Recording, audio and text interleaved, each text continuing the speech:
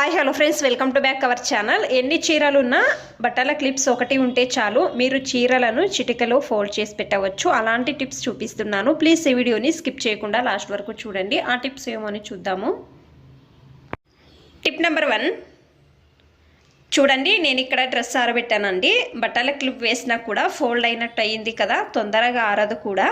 ఈ విధంగా వేస్తే క్లిప్ మీరు ఏం చేయాలి అంటే, బట్టల క్లిప్స్ పైన వేసే బదులు ఈ విధంగా సైడ్లో వేయండి.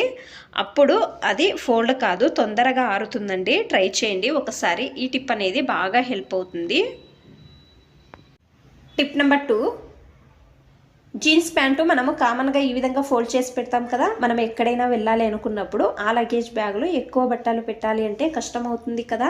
మీరు జీన్స్ ప్యాంట్ను నేను చూపించే విధంగా సైడ్కి సేమ్ నేను ఏ విధంగా ఫోల్డ్ చేస్తున్నానో, డబుల్ ఫోల్డింగ్ కాదండి, సైడ్కి ఈ విధంగా ఫోల్డ్ చేసి పైన నుంచి కింద వరకు ఈ విధంగా చుట్టుకుంటూ రావాలండి. చూడండి, నేను వీడియోలో చూపిస్తున్నాను కదా, సేమ్ ఈ విధంగా అండి.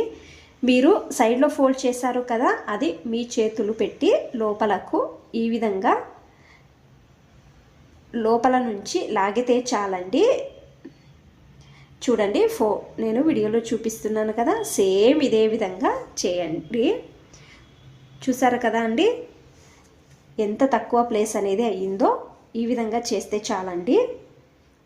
ఫోల్డ్ అయ్యింది కదా, బ్యాగ్లో పెట్టడం వలన తక్కువ ప్లేస్ అనేది అవుతుంది, ఎక్కువ అవసరం ఉండదండి ప్లేస్ అనేది. ట్రై చేయండి. ఈ టిప్ అనేది బాగా హెల్ప్ అవుతుంది ఒకసారి.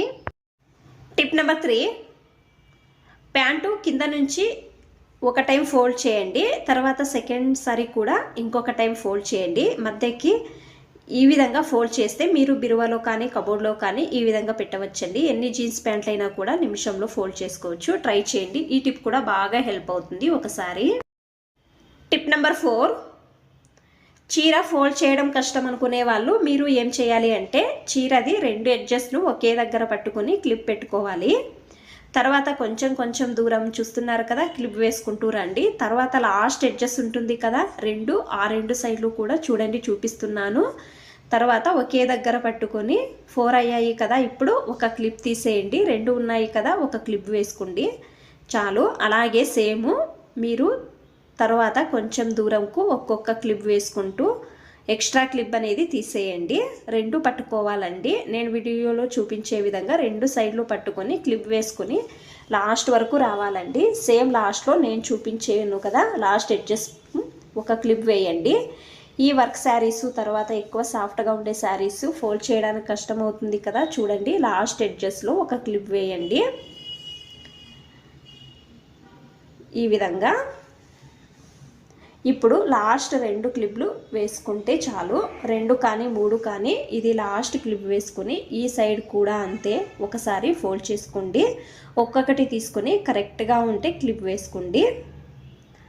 అక్కడ చూసుకొని నీట్గా క్లిప్ వేసాను 4. తర్వాత ఫోల్డ్ చేసి క్లిప్ తీసేయండి.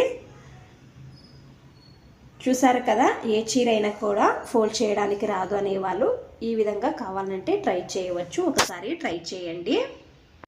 టిప్ నెంబర్ 5, ఇప్పుడు చలి ఎక్కువగా ఉంది కదా, జలుబు దగ్గు అనేది వస్తుంది కదా, పిల్లలకే కాదు పెద్దవాళ్ళకు కూడా అవుతుంది కదా.